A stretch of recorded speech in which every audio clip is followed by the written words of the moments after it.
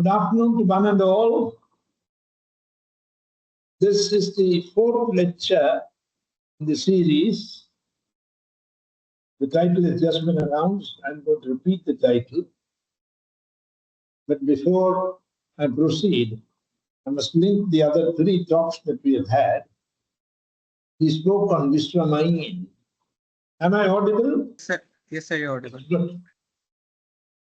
So, I spoke on Vishwamayin, a new molecule which was originally published in 1996, but the major paper with the name appeared in 2014 in the Journal of Organic Chemistry from the American Chemical Society. And the name was there based on the name of Professor M.A. Vishwamitra, formerly Dean Physics, Dean Academics, Indian Institute of Science, Bangalore, student of the Nobel laureate, Emeritus Prof. There was a certain theme I announced in that lecture, that we had seen a rare second example of a long-lived singlet nitrine whose lifespan was shown to be about 700 picoseconds, and it was called a long-lived nitrine which did not flip to a triplet but went on to a carbene, which is a lower energy species, and both nitrine and carbene products were observed. These azides are known as green reagents because they only produce nitrogen when either heated or fertilized. So they are green reagents. The two azides made in St. Stephen's College by me and my group over the years are new, have not been reported elsewhere. One of these two azides was chosen. One was azidometahenipinate, long name I'm not mentioning. For short, we called it azidodimethyl azidometahenipinate. The second one was azidometameconine. The second lecture, we used azidometameconine for the thermolysis with fullerene C60 to make it the second step after oxidation with permanganate, water soluble. Surprisingly, we obtained a manganese complex. In the third lecture, we went on to talk about really a new acid. Again, you see the Indian touch deliberately given to it, and that is, we call it Gual Pahadi acid. And the special feature was it's soil-based and it's a plant growth promotant. The entire series of lectures, in one way or the other, are related to this very special intermediate, nitrine, which when formed in St. Stephen's College, had a long lifespan, as I said, in one of these cases of 700 picoseconds, very much involved. When I was giving this talk, one such talk in the 26th of October, 1997, a seminar in the Ohio State University, Professor Matthew Platz's lab. Next morning, he came and asked me, "Arey, you should give me all your transparencies. They are worth $6 million. My students told me later that he got $8 million for the concept. The concept that in certain diseases like cataract, the origin of cataract, there may be involved some such reactive intermediates in the human body, similar intermediates which led to the production of Vishwamayin and the water-soluble manganese complex from fullerene." Today's title is, "Can cataract be delayed or reversed?" Is it a fictional title? Is it an imaginary title? Is it a creative title? Is it a realistic title? Has it been achieved? Can it be achieved? And this, in the next so many minutes that we will be together this evening, I will try to answer this question. Can cataract be delayed or reversed? As we look at the first slide, the slides must go on without my announcing them. If I don't want the slide, I will tell you, please go back. It is believed in the past that cataract is a disease of the old age. No longer true. I was very close to Dr. S.S. Padrinath, who founded the Shankar Nethralaya in Chennai. More about it one day when we meet and talk. And he sent me to Guwahati. I went and met the director of Shankara Deva Nethralaya in Guwahati. The doctor, I forget his name, Dr. Bhattacharya, I presume, just came out to the operation theatre to sit with me and serve me lunch. He told me, what are you saying? I just operated the other day a child with 1-year-old child for cataract. Many young people, by the time they turn 40, 45, are reporting cataract and need a surgery. Surgery has become so simple. They remove the cataract lens and replace it with an artificial lens, and the patient goes back in less than 2 hours, but has to take precautions for a month or so by using drops to prevent any complications, any infections. Therefore, the hypothesis that cataract is a disease of the old age is no longer true. There may be many reasons, environmental reasons, pollution, ultraviolet rays and whatnot, but many people are losing sight.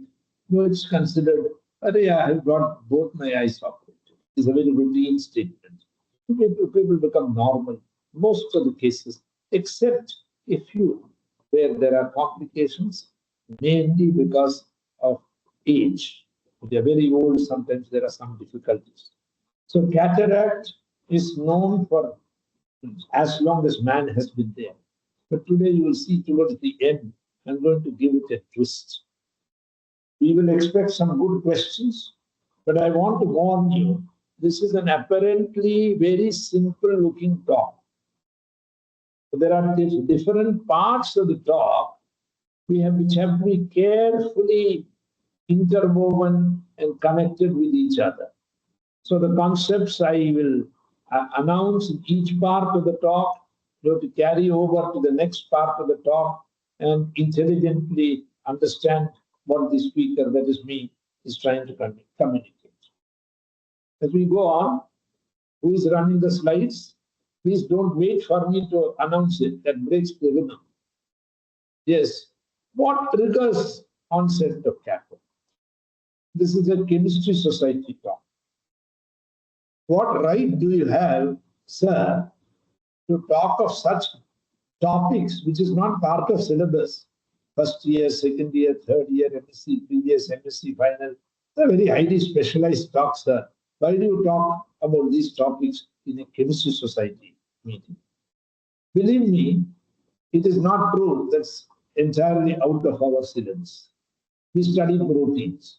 Our mother has given us sealed proteins sealed in our eye, inside the eyelids. It is water soluble. It is heat stable. It is 100% transparent. If it is anything less than 100%, we have difficulty in viewing things in our vision, in our day-to-day activities. The same reactions that the chemist knows of, oxidation, dehydration, formylation, fragmentation, misfolding, aggregation, are all possible, and these could make this water-soluble protein, which protein I will name it just now, insoluble. And if that happens, the eye becomes cloudy, translucent, and then finally opaque. What is the protein that we are talking about in this talk? This is the protein called by the name alpha-A-crystalline. On the right-hand bottom, you see the band, separate band for one particular, spot, the purple-colored spot. On the left-hand side is the so-called ladder. This protein is abundant in the human eyelids and plays a critical role in cataractogenesis, origin of cataract. It is a chaperoning role and holds a misfolded protein unless it refolds to its original state. This is called the hold days function. Hold on, hold on, hold on, yet a while brave heart. Victory is sure to come. At the bottom is shown in capital letters, in bunches of 10, the amino acids which go to make this protein, alpha A crystalline. If you see the right bottom, the single spot, purple spot, or a band as you may call it, is in the so-called STS page to analyze the purity of that sample. This is 100% pure alpha A crystalline. And all of us, let us thank our mothers that they gave us in such pure form to retain for the rest of our life. As we see this protein, there is only one spot. Oh, suddenly we have gone into a new topic. Please pardon me, but the body knows this topic. This is where the professor in Ohio State University, Columbus, wanted me to give all my slides, as I told you. In every magazine that you can think of, I'm aware of some South Indian magazines, which the languages I do not know. I call it the Nature of Women's magazines, equivalent to Nature, published from Britain. They talk about an amino acid, tryptophan. Tryptophan is abundant in the human body, especially it is there present in the brain, it is present in the eye, it is present in the eyelids. Anybody who is sick with a major disease, there are two pathways, which is a normal pathway. Tryptophan breaks down to serotonin. When it breaks down to serotonin, we call serotonin a neurotransmitter. In the morning when you get up and you say, oh, I have a terrible head. Oh, my head is aching. I have a headache. I'm not feeling well. Possibly the neurotransmitter level, serotonin level, is very high that morning. But most people do not talk about an alternative pathway. That's called the kynurenine pathway. Kynurenine pathway. Kynurenine pathway is the pathway of breakdown of tryptophan, one of the most abundant natural amino acids in the human body, via a so-called 3-hydroxyanthranilic acid, an aromatic ring with a hydroxy group, a carboxy group, and an amino group. 3-hydroxyanthranilic acid. Hydroxy, amino, carboxylic. 1, 2, 3 position with respect to each other, the benzene ring. It actually undergoes some gymnastics or contortions to get converted into quinolinic acid. Quinolinic acid is a terrible toxin, and even if small parts of quinolinic acid enter the human brain, the person suffers from major diseases. The ratio between 3-hydroxyanthranilic acid and anthranilic acid is extremely critical for the state of health of an individual. And this particular compound, 3-hydroxykynurenine, which is the precursor of 3-hydroxyanthranilic acid, the ratio of 3-hydroxyanthranilic acid to the 3-hydroxy to anthranilic acid, where only NH2 and COOH group are present. This, where the hydroxy is gone, that gets converted into quinolinic acid. That means the precursor is 3-hydroxykynurenine. But when 3-hydroxykynurenine was put with alpha A crystalline, the protein, the transparent protein of the human eyelids, hydrogen peroxide is produced in the human eye. And this is implicated in the origin of cataract, or what we may say, cataractogenesis. Let me go back. I said the human eye lens, it has a protein, alpha A crystalline, which is a pure protein. It's water soluble, heat stable. So when you are taking bath, it does not get washed off, the human eye lens. When you are cooking something in the kitchen, the heat does not get to your eyelids. How beautifully protected. It's remarkable that our system is so good. But as we grow older, as we expose ourselves to elements, pollution, ultraviolet light, various other situations, free radical production in the body, hydrogen peroxide is produced in the human eye.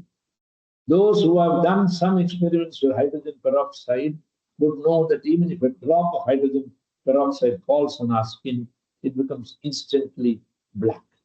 It has got very high oxidation abilities, oxidative abilities. Hydrogen peroxide in the human eye, that is havoc. But this 3-hydroxy kind of urinin is a breakdown product of tryptophan, one of the most well-known amino acids in the body, including in the brain, including in the eye. And this combination leads to things like oxidation, dehydration, formylation, aggregation, misfolding, and what your mother gave you as a gift for your whole life becomes a messiah. Yes, as we see how this will parallel. Mass spectrometry is a very nice method to find out what is happening if you are a 15-year-old child or a boy or a girl, or if you are a 25-year-old, or you are a 40-year-old, or you are a 50 or a 60 or a 70-year-old. Changes take place. And what are the changes that take place in this whole thing? That oxidation of crystalline starts. And this is havoc. The exact number of oxygen atoms which are added to alpha A crystalline can be determined by mass spectrometry. That's what the slide tells us. Many people ask me, how to prevent oxidation? That is the crux of life. How to not eat what is not needed. My colleague, who is a senior most professor in Regional Center for Biotechnology, asked me 2016 or 15 when I just met him. He said, we didn't know each other very well. We have now co-authored so many papers. He didn't know me very much. He said, if you don't want to eat samosa, why do you eat samosa if you don't want to add calories into your body? The question is, why do you produce unnecessary free radicals in our body? Don't allow it. Today, many doctors prescribe what are called as antioxidants. And I told you, fludarabine possibly works in the same way through being a radical oxygen scavenger. We do not want unnecessary free radicals in our body by any means. Around this time, I found myself, as I told you, in the Regional Center for Biotechnology, Faridabad, under the Department of Biotechnology. They had very good instrumentation. So I read this paper, the beginning of a beautiful friendship. अरे क्या बात करते हो? ये friendship कितना molecules के बीच में है, human beings के बीच में. Cross-linking, mass spectrometry, bioinformatics for modeling of protein and multi-protein complexes. You know, in Delhi, don't quote me, if there is a policeman, traffic policeman chalaning somewhere in the city, and one auto driver is caught, all the other auto drivers just run away from that place, and they keep on passing information. Oh, there is some chalan taking place there, and they avoid that whole place. This is how proteins talk to each other. Protein talking to protein. Which protein interacts with which protein? And most of these interactions are highly transient. They take place in a very short span of time, and some information is passed from one protein to the other protein in the human body. How do we study this? The method is, there are two proteins, as shown in the top here, and you put a cross-linker of different varieties, say homo bifunctional cross-linker. Homo means both on ends of the molecule are the same. But we studied mostly, in my work, hetero-bifunctional cross-linkers, meaning thereby the two ends of the molecule which help join two proteins turn out to be, for that matter, different. And one can be heat activated, thermally activated, the other can be activated by light. When the two proteins join together, and this happens inside a living cell of a human body or any other cellular system, multicellular system, we can do an STS page, which you have seen previously. Go back to the previous slide, please. We can do, and then we break down with trypsin, the entire protein breaks down, and we take the peptides that are formed and put them through a mass spectrometer, get all the peaks, do a MS means a double mass spectrometry, or what is called tandem MS, and then feed the entire data into a computer software. We got a software free from Germany, downloadable. I will name that. It's called Stavro X 3.0.1. I do not know what is the latest variety that's available. This paper came Ralph Silva from Edinburgh in UK. What is the summary? Do proteins interact with each other? How do they interact? Are their interactions transient? Are some informations transferred from one protein to the other for the upkeep of the human cell or the human body, for that matter? This can be studied by this very, very wonderful technique called cross-linking, mass spectrometry, and bioinformatics. And in the slide that is following now, you will see a very small cross-linker. We made a large number of cross-linkers, but then I chose a cross-linker based on that compound I told you, which is the breakdown product of tryptophan via the kynurenine pathway, 3-hydroxykynurenine.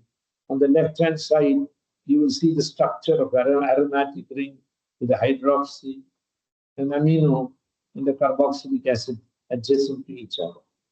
This is very similar to the compound that I mentioned in the first lecture, where the amino group was an azide, the hydroxy was a methoxy, the carboxyl group was a COOCH3, and there are two groups, one below the hydroxy, one below the carboxyl. That was azidometahemipene. And azidometahemipene formation we have discussed. It appears the second molecule in the middle is where we convert the amine into an azide group, a green reagent, a heat and light sensitive reagent. We go back to the last slide, and there we see that we have converted the carboxyl group into an NHS, N-hydroxysuccine imide. So we have a hydroxy group. The hydroxy could be methoxy group, an azide, which is light sensitive, heat sensitive, but more we have used it as a light sensitive agent. The NHS group can be easily displaced by incubating any compound like a protein. When the NHS group leaves very well and the protein gets bound to the carboxyl group. On the bottom left are shown two circles. This is an SDS page after the incubation and photolysis in two different steps, then trypsin digestion, and these red circles show the dimeric nature. There is a ladder on the extreme right from which you can read the molecular weight. The thick blue dots or bands are the monomeric species, but when the photolysis incubation at room temperature overnight, followed by photolysis for a certain period of time at a particular wavelength, this needs to be optimized. We get dimers. That means two proteins have joined each other. The two proteins could be the same protein or two different proteins. Our idea is to catch the interaction between two different proteins. It is more difficult. It is easier to do work with one protein. This paper was published by us in the Journal of Proteomics and Bioinformatics, and this paper is entitled, if I read carefully, ESI-MS Bioinformatics Studies on Cross-Linking of Alpha-A crystalline and lysozyme. Lysozyme, incidentally, don't cry, because if you cry, you drop tears. The human tears, contain lysozyme. lysozyme is also present in the egg. So it's also called chicken egg lysozyme. How does one bond crystalline with lysozyme? Is it possible? So we made a small cross-linker which I showed you, an NHS azide of 3-hydroxyanthonic acid, a breakdown product from the kinourinate pathway breakdown of tryptophan. So it's a natural material. We call this a hetero-bifunctional cross-linker. Based on this entire process, we were able to show a bonding between, on the one hand, alpha crystalline, and on the other. That means after incubation, photolysis at an optimum time, we were able to then do a trypsin digestion after the SDS page, electrophoresis, and you see a pattern on these black colored things on the right hand side of this diagram in the slide, where you see some bands, thick bands at the bottom, almost the same line. And there are some spots above this also. Above this as well, you see spots. And there is a ladder on which there is a scale also given. So it is known that the crystalline has a molecular weight of 19 kilodalton, that means 19,000, whereas the lysozyme possibly has 14,000, 14 kD as they call it, or kDa. The dimer of alpha crystalline will have a molecular weight of 38 kilodalton. A dimer of lysozyme would have a molecular weight of 28 kilodalton, whereas a dimer of a interaction between lysozyme and crystalline will have 19 plus 14, 33 kilodalton. So we picked up the band from the bands above, which represented, the details are given in the slide. I'm not reading out the details, it will take more time, but there is a big arrow you see, which is shown, that is the 33 kilodalton band. We know it from the ladder, which is in the middle. The ladder means these are standard, proteins, the ladder by which we can find out what is the range of the molecular weight. So that band was cut, and then it is subjected to trypsin digestion, and the fragments that were obtained were subjected to MALDI MS or ESI MS, electron spray ionization mass spectrometry, more precise, and then the whole thing was subjected to what is called tandem MS in the instrument. So all the daughter ions were all checked, and this entire data is a huge file, was saved as a .mgf file, MGF file. This MGF file was fed into the software which we downloaded from the internet. It's really available. We spoke to the young man who had made it, and he allowed and he advised us how to use. On the left side at the bottom of the slide, you see previous slide. Left side, you see the previous slide, please. You see some red bars and you see some blue bars. The red bars indicate certain data which is not the experimental data. And the larger the number of red bands, less successful the experiment is. On the other hand, the blue bars are indicating data from the actual experiment. And these peaks, this is called the decoy analysis, DECOY, decoy analysis, and the data from the mass spectrometry work was fed into the Stavro X 3.6.0.1. At that time, this was the one that was used, and the alpha A crystalline,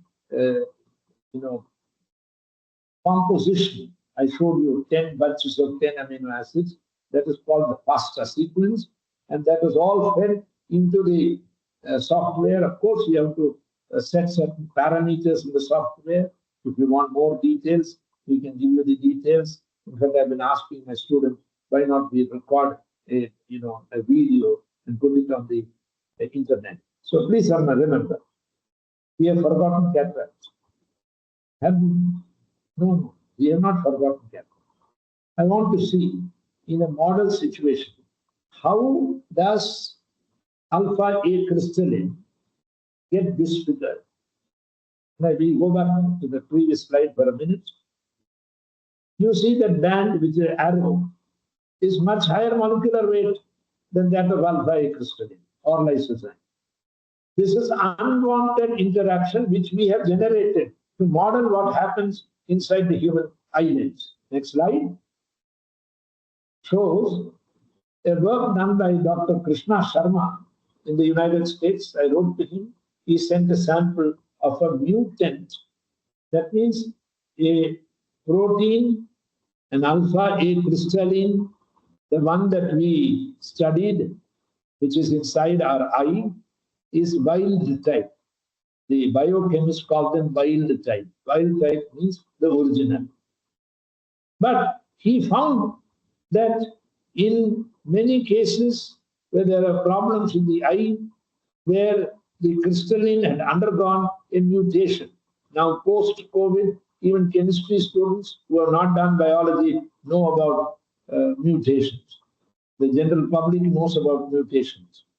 So a certain change in the nucleotide led to the production of a crystalline in the human eye, where a glycine at the position 98 was replaced by arginine. Glycine is NH2CH2COOH. Arginine, abbreviated to R, otherwise written as ARGININE, is a basic amino acid.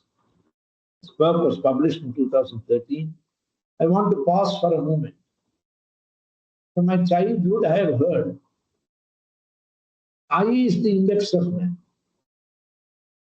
The eye is the index of man.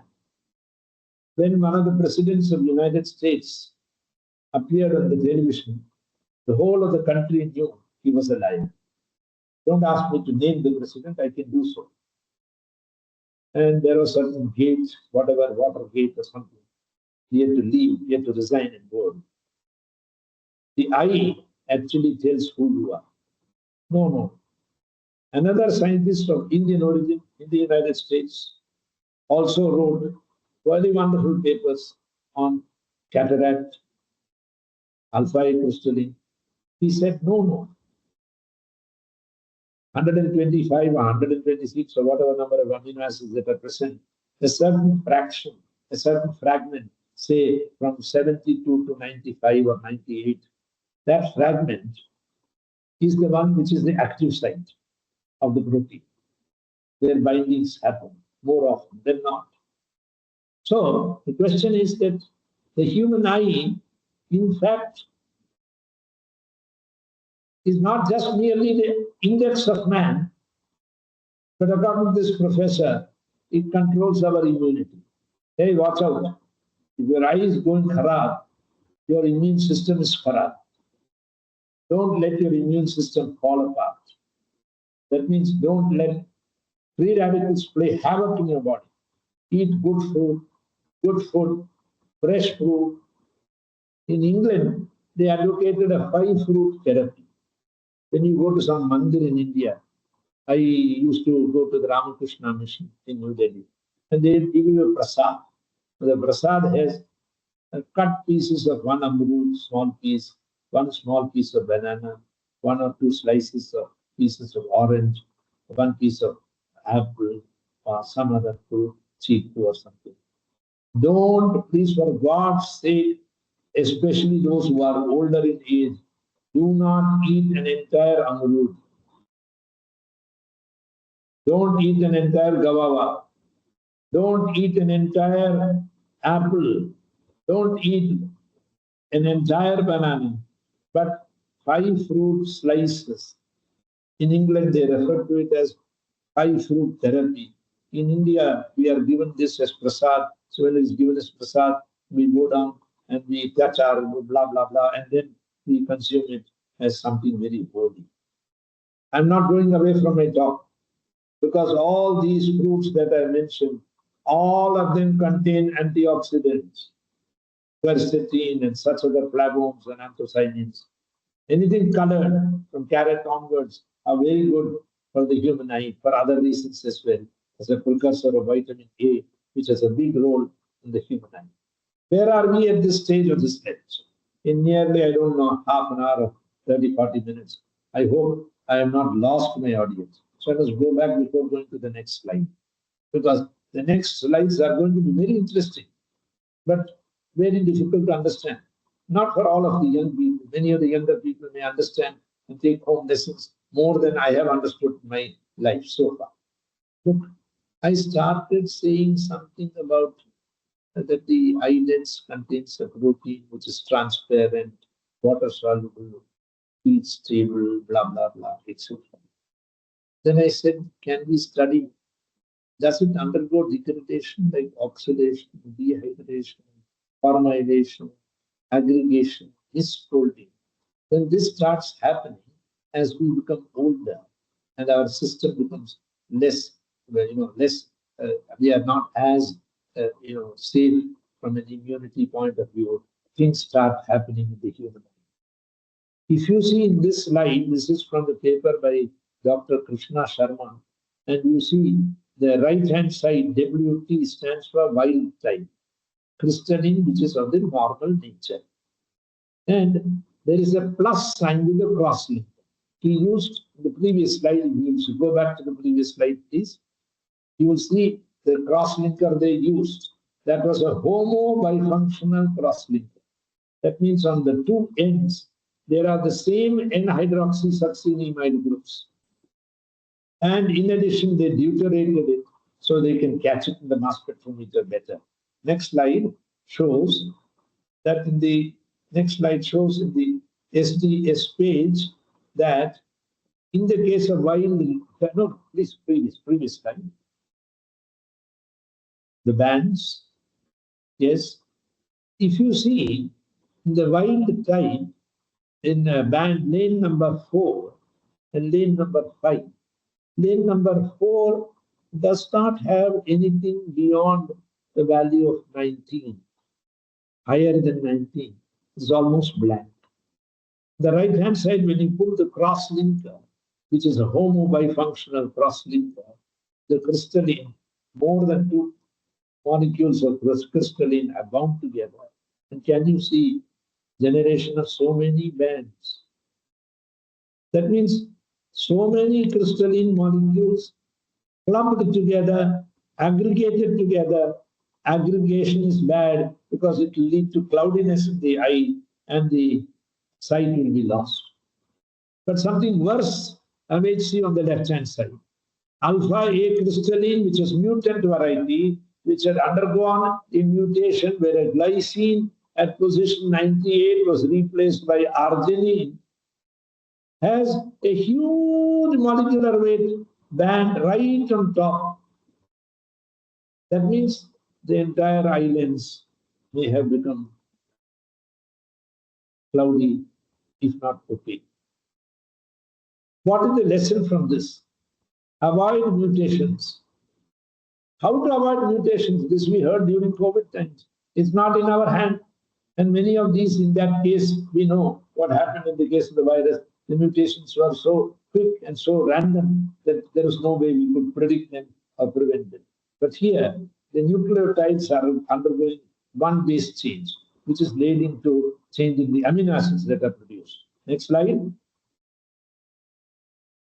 This was also followed by mass spectrometry, and they were able to precisely, zoom in where exactly are the fragments of the two proteins joining together, which parts, and that structure on top, which is shown in many letters. That means these are two peptide fragments from the mass spectrometry results, and you see there is something in the red from 79 to 98. These are all amino acids. There is a cross-linker in the middle, and there is a small peptide, a pentapeptide on the top. These have come from different parts of crystalline. This is not an experiment on lysozyme plus crystalline. This is from crystalline. 2 fragments have come out. That means this should not have happened. But we have done it, or Krishna Sharma has done it, deliberately to compare between the mutant protein in the eye and the wild type. In the next slide, it will be shown some results from this. That means we do not want any unnecessary interactions in the absence of the cross-linker when crystalline alone is present. But the natural crystalline given by your mother does not suffer from this limitation, which is shown in the cross-linking experiment. The next slide is shown the same result, that different degrees of oligomerization or binding, aggregation can take place. But the aggregation is much, much more in the mutant variety than in the natural alpha A crystalline that your mother gave.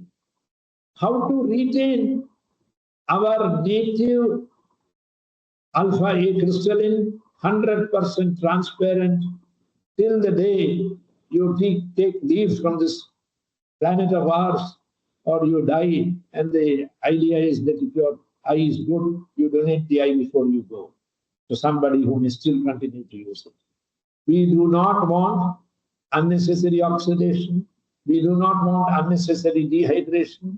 We do not want any fragmentation. We do not want any aggregation. We do not want any misfolding of our alpha A crystalline. That is where balance in life comes in. That is where I hope a college like St. Stephen's and other colleges in India teach young people, maintain balance. Somebody I respected became the president of the Ramakrishna Mission, Belur Math, Swami Ranganathananda, whose talks in Karachi were attended by none other than the founder of Pakistan.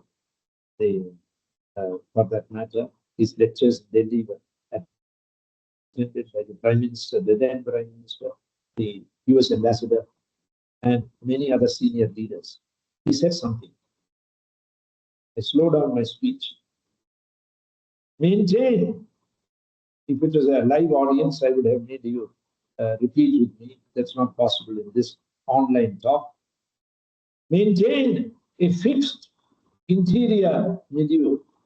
Maintain a fixed internal composition. That means your cholesterol level, blood cholesterol level, your sugar level, your blood pressure, your creatinine level, your triglycerides level, what have you, all must remain constant, not varying.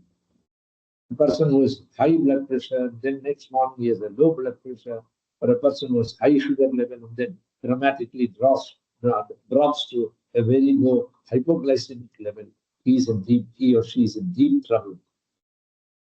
Can we maintain a fixed interior milieu?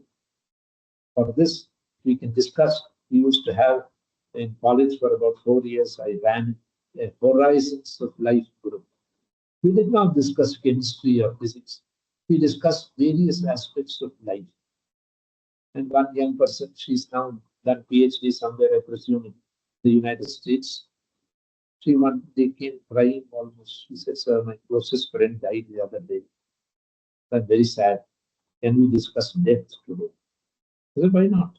Indians are not afraid to discuss death. They're prepared to take it as an academic exercise. Lunch or dinner in Oxford is not to go and grab food. Somebody told me in Oxford, lunch is an academic exercise. You munch, you talk, you swallow, you discuss.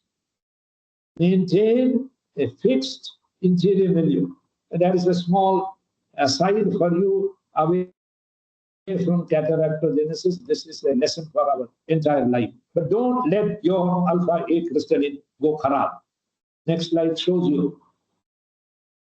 अरे देखो बड़ा अच्छा सवाल.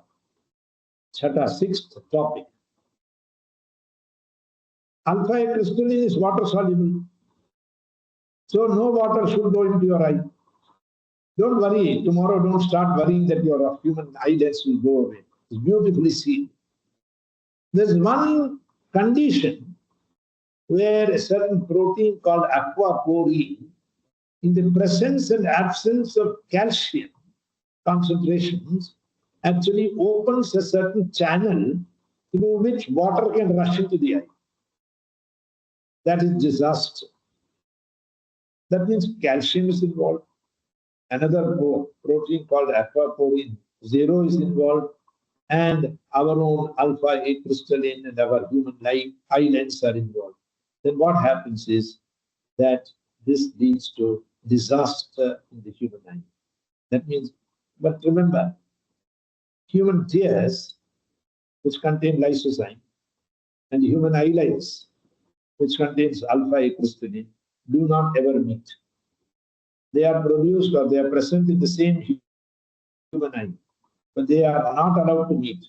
But should anything of this kind happen, then all kinds of fragmentations, oxidation, reduction, dehydration, hydration, aggregation, misfolding, etc. will happen.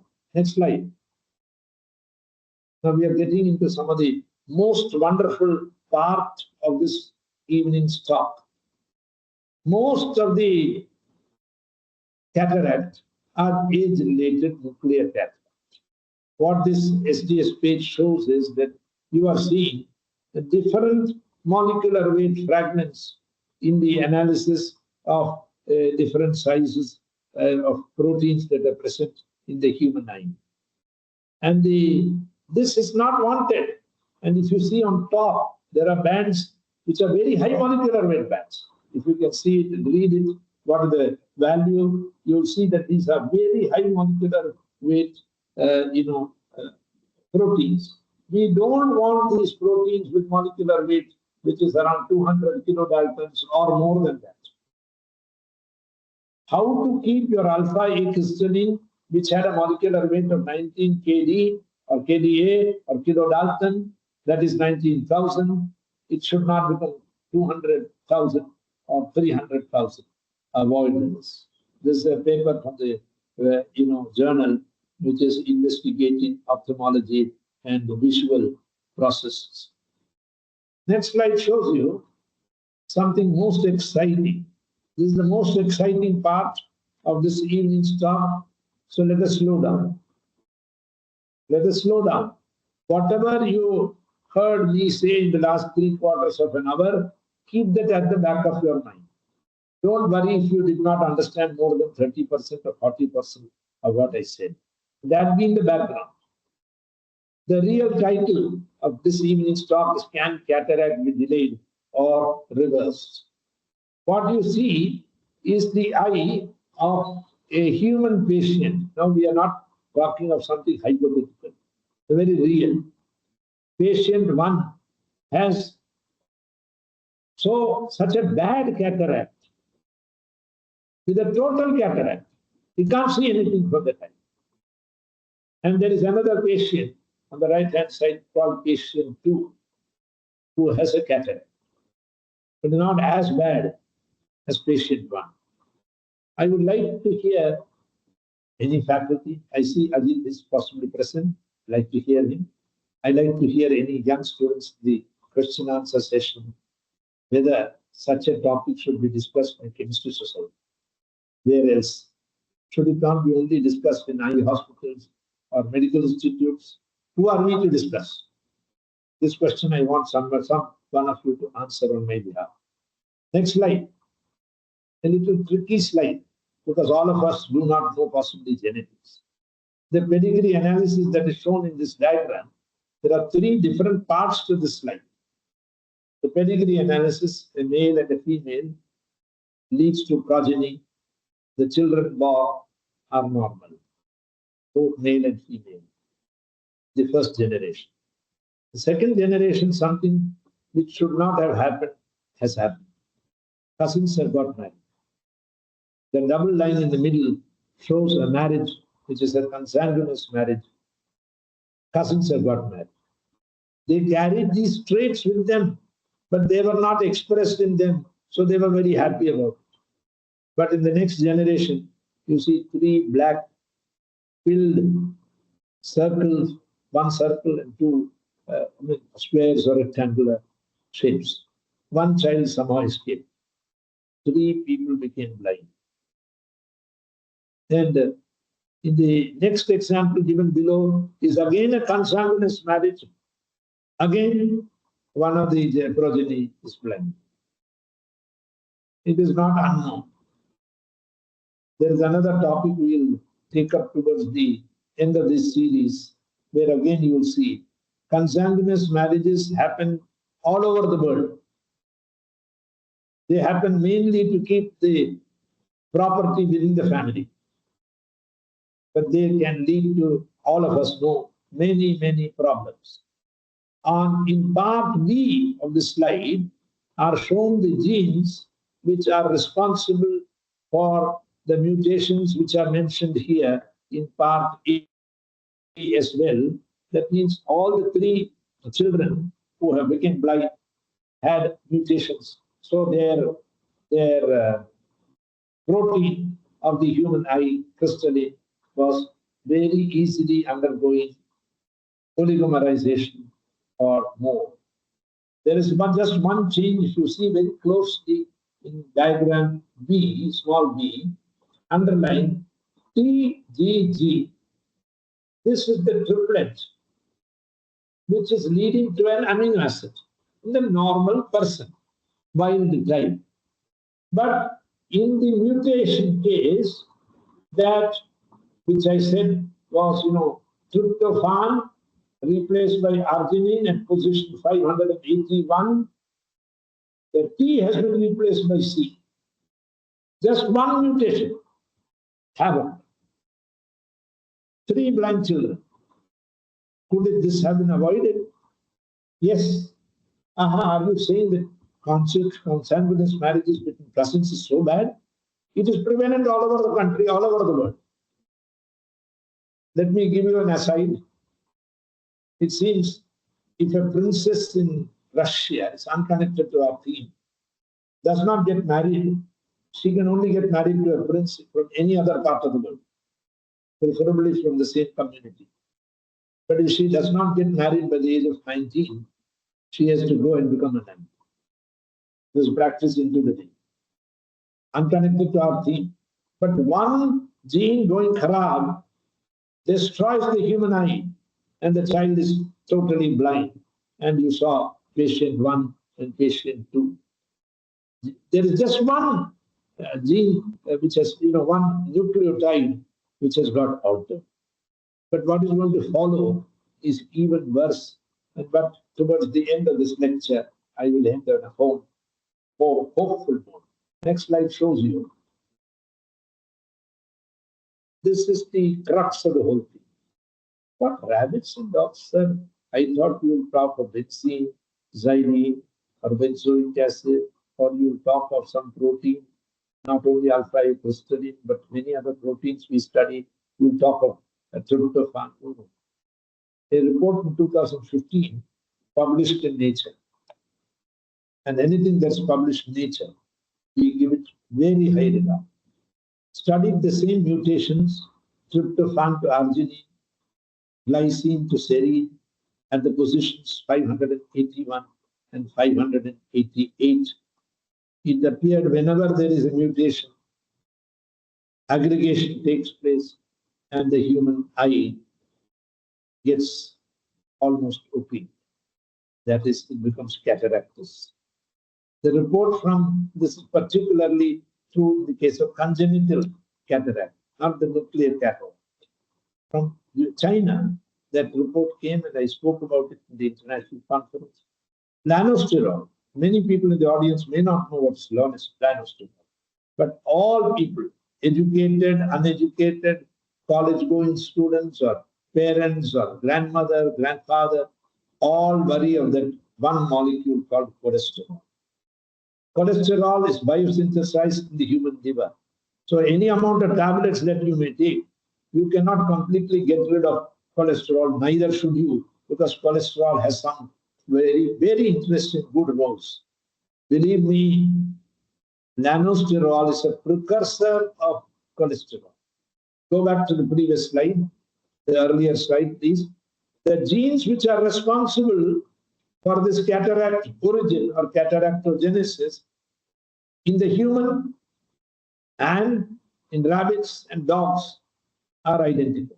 They are very highly conserved. That means the genes responsible for this, whatever we are discussing in humans, is also true in rabbits and dogs, as is stated in the next slide and the one to follow. Please show the next slide. Nanosterol structure is shown. It is not a fully formed cholesterol yet, but it is a precursor. It's a very beautiful study mechanism, and a couple of Nobel Prizes hidden there, how nanosterol gets converted to cholesterol. They have done labeling. They know precisely where the carbon atoms of cholesterol come. You may be surprised that small innocuous molecule called acetic acid, which many of us put in our salad, and that's called silica, or acetic acid or vinegar. Vinegar is the building block of cholesterol. This is a long process, biosynthetic process. About 4 stages before cholesterol is nanosterol, about 4 stages. What these people showed is, when you put nanosterol into dogs and rabbits which have cataract, and what? Dogs and rabbits also have cataract. I do not know whether you have pets at home. As the dogs get older, their eyesight is quite poor, and you have to take care of them like you attend to older people among our own close relations, human beings. Nanosterol seems to clear away the cataract. Without surgery, can you prevent and delay and reverse cataract without surgery? Some older people, cataract surgery is difficult. Some other cases also it becomes impossible to do.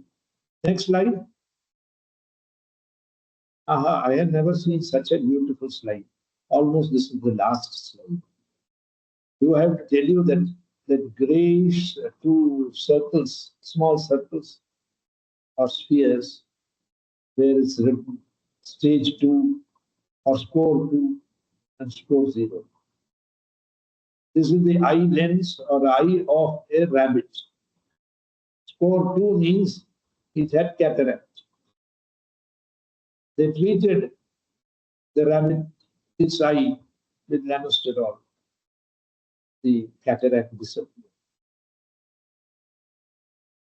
At the bottom, there are 2 photographs. I'm sure you can recognize these are eyes of a dog. And the score here was 1. Before treatment, it was cataractus. When you treated with nanosterol, you can 0. That means cataract disappeared. You did not have to do surgery, however simple or otherwise it be, still costly.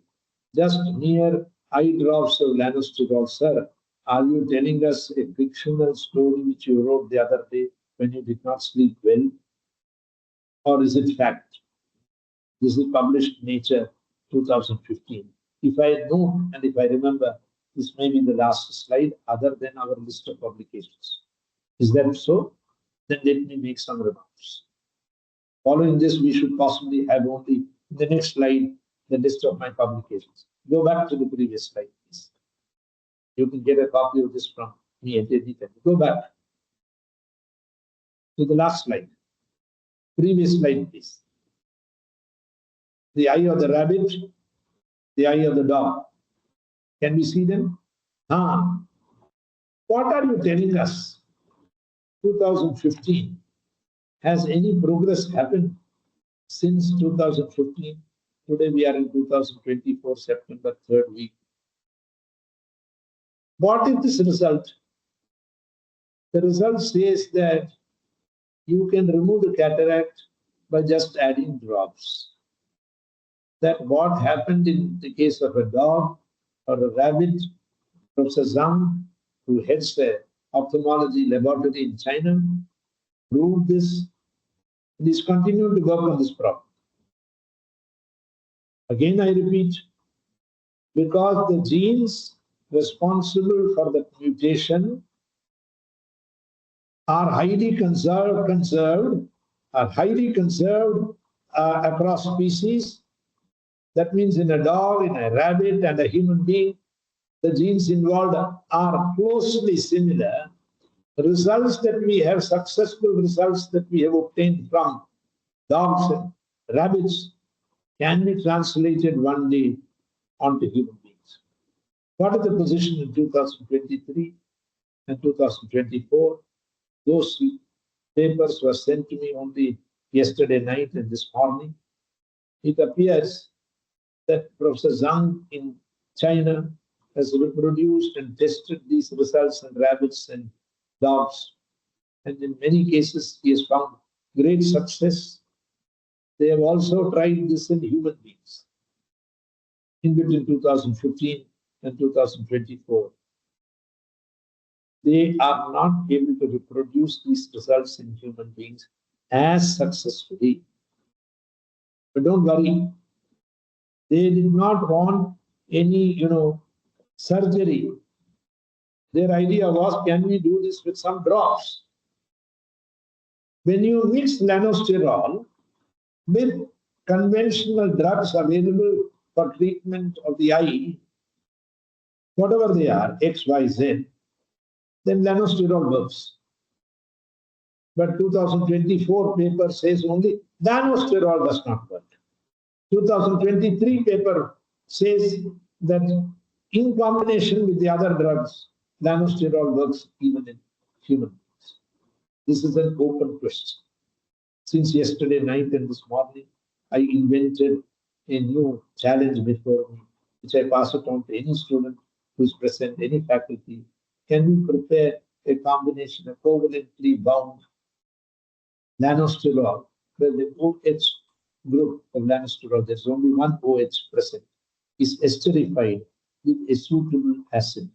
We have produced an oligomeric acid, which in our lab we call as G60, because that's the temperature at which we did that reaction. It is very white, it's totally water soluble. I'm suggesting to my students, can we make an ester between the carboxylic acid group and the, for that matter, the alcoholic group of cholesterol or lanosterol, to be more precise, lanosterol. If we can do so, then we can try. Because if it's a covalently bound ester, its hydrolysis in the human eye will not be so fast. Slow release, and if it happens to be nano, this is what the world is waiting for. I'm told lanosterol drops are available in many parts of the world. It's not a guaranteed success. A young student asked me this question, sir, how can you say lanosterol will work? I said it's in the development stage, but lanosterol droplets for the human eye are already available. What am I suggesting? The whole world is now waiting for nano varieties of lanosterol. And they think that if you can produce nano varieties of lanosterol, you might be able to treat the human eye, and you may be able to reverse, not only delay, but completely reverse cataract without any surgical procedure. I am finishing my talk. It's just been about an hour since I started. I've gone on, so I will summarize. Can cataract be delayed or reversed? It appears yes. Advantage? No surgery. There are many people who cannot undergo surgery. When you go for a cataract in many of these important hospitals, they ask you to come back with your entire blood profile, especially your sugar. The sugar is high, they send you away for 2 months, 3 months. Don't come till your sugar is okay. Your blood pressure is fluctuating, they don't touch you. Then you send the patient to a ECG measurement. If the ECG is not okay, they send you to an echo, and the echo is faulty. They said, "Thank you, we can't do it. We will not do an operation." And as you grow older, all these parameters maintain fixed interior milieu seems to be applicable to younger people. But in India, we have had people who are normal even at 80, 90, or 100, or plus 100, or 100 plus. The challenge before us, what biochemistry our mother gave us, can we maintain that biochemistry? By whatever method, by meditation, by prayer, by chanting, by walks, by eating less, not doing wrong things in life, maintaining a good profile in our life. The hope is that we studied initially what is alpha crystalline. Then we said all kinds of reactions and misfolding can happen in alpha crystalline. The chemical reactions that we often hear of and discuss in our classrooms. This is a protein, it's 100% pure, completely water soluble, transparent, and heat stable. Why should we let it degrade or misfold and aggregate? Prevent it. For studying this, we studied alpha A crystalline in my laboratory along with lysozyme, both proteins present in the human eye. But believe me, the analysis of the number of proteins present in a 25-year-old person, 45, 60, 70, if we analyze the compositions, oh, it's a disaster, such a terrible mix of proteins, fragments, and so on, which have joined with each other in the human eye, leading to the cloudy or the clouding of the eye and then making the eye totally opaque. There is a ray of hope that cataract can be reversed. If delayed, not delayed, can be also possibly reversed. And by very simple application of a precursor of cholesterol. But the examples given were mostly congenital cataract. That means marriages between cousins. I think many students who have done 12th class or 10th class biology know this very well. So I'm not teaching you anything new. But there were mentions of chemical molecules. So once again, I take this opportunity to conclude as the hour is just about concluding or over. Thank all of you for your patience. And I am ready for any discussion, any comments, any questions, and any futuristic thoughts. Good luck. Thank you. Now it is the Q&A session. Anyone who has a question can ask Professor Eswaran. Sir, we have a question. 1 minute, let me reduce my volume. Small. Yeah, go ahead. Yeah, please. Sir, what do the high molecular weight bands indicate about protein aggregation in ARNC lenses? Can you repeat your question so I can understand your question before trying to answer it? Sir, the question is, what do the high molecular weight bands indicate about protein aggregation in ARNC lenses? Yeah, it indicates, if I've understood your question, that protein has become a high molecular weight protein. Alpha A crystalline has a molecular weight of 19 kilodalton, 19,000.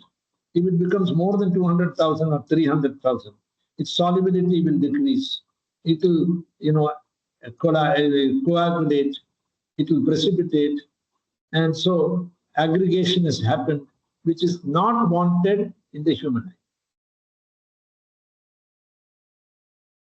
It's an unwanted process. Ideally, we should not allow it to happen.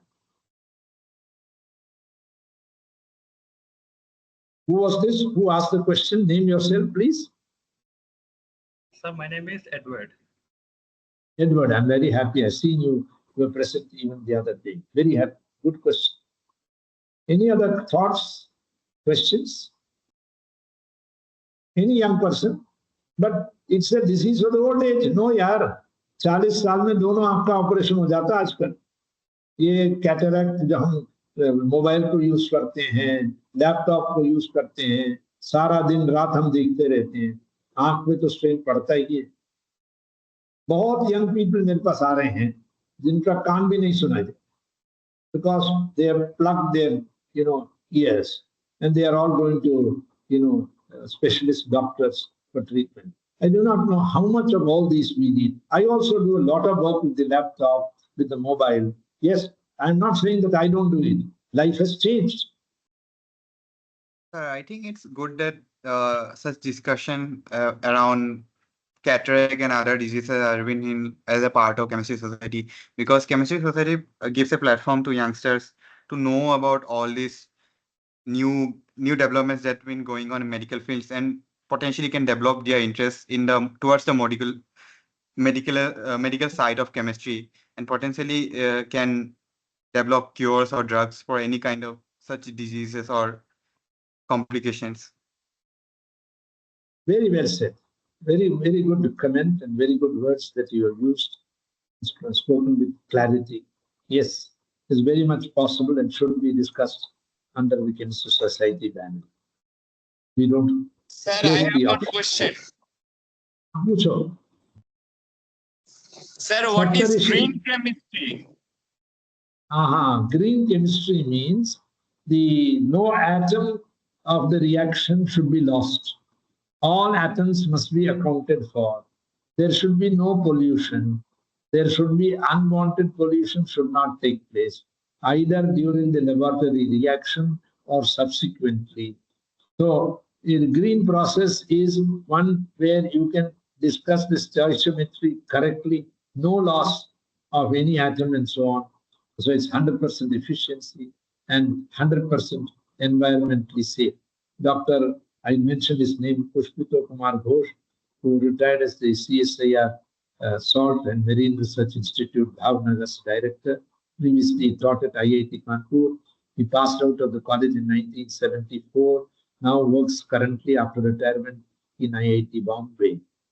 And he was the Department of Sciences, Technologies, green chemistry panel.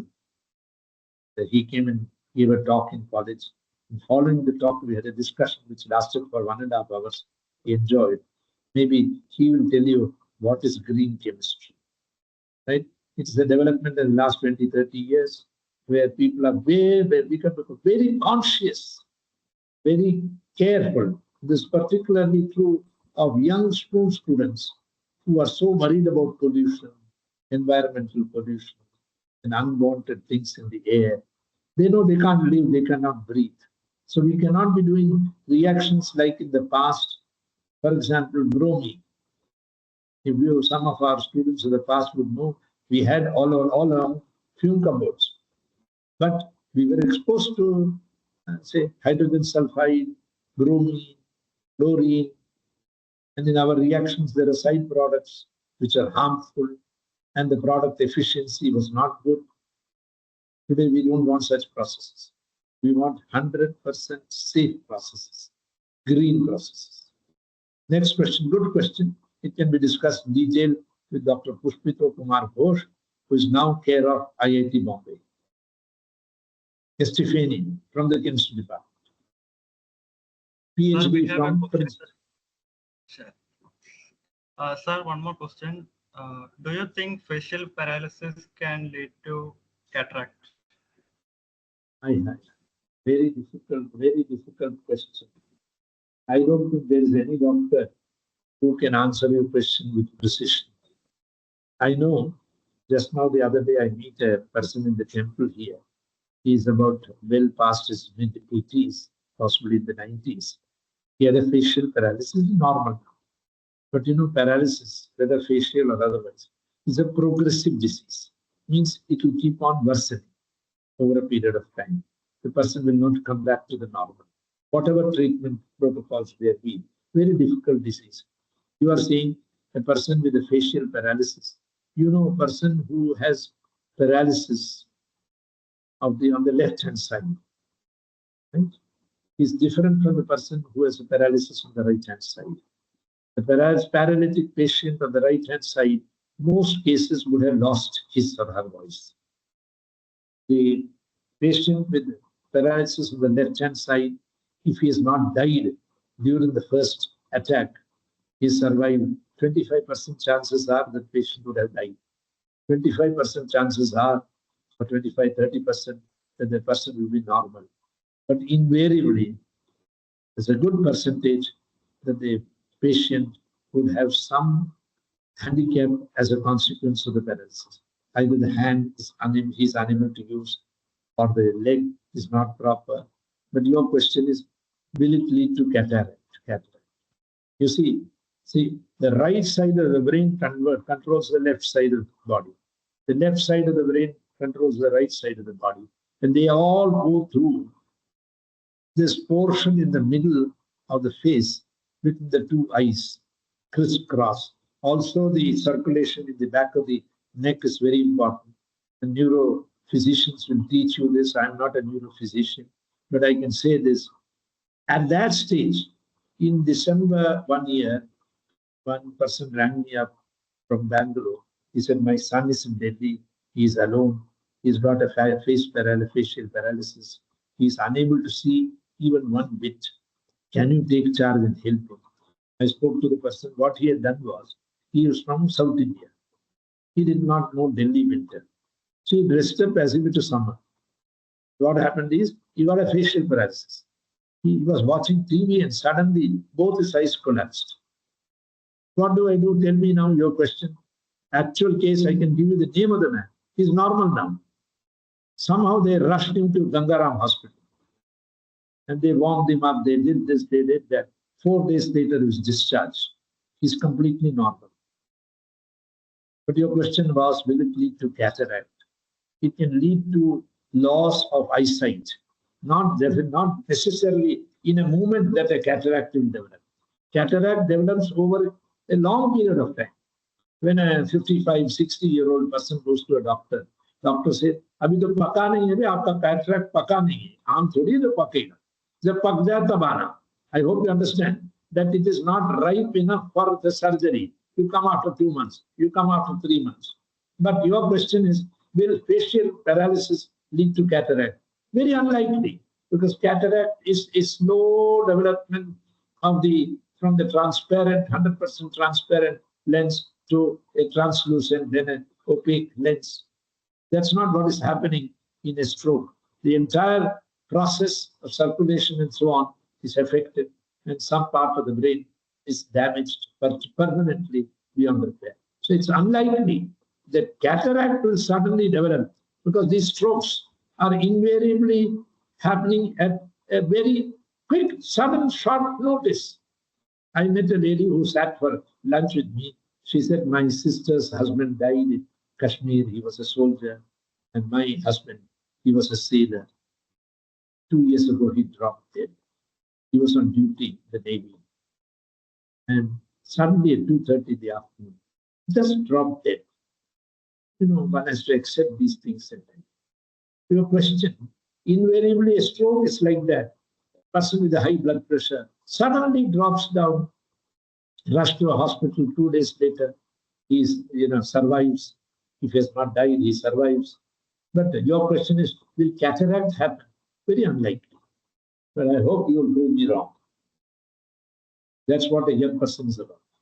Any other thoughts? Who was this? It's Kirti from second year, Zakir Hussain, Delhi College. Sir, the question I asked... Okay, 1 minute. I came to your college once to give a memorial talk. Go ahead.